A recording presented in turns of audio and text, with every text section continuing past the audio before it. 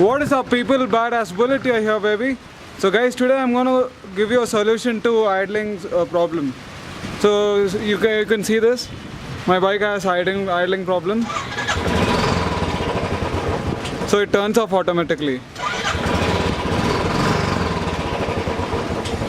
So it's simple. Let me show you how to fix it.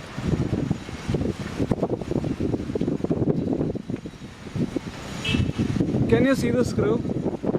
All you have to do is tighten it.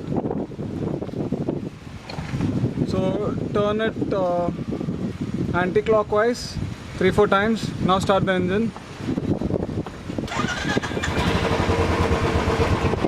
Okay, you have to adjust it. Don't keep it too much. Now I'm rotating it clockwise. Let me focus it.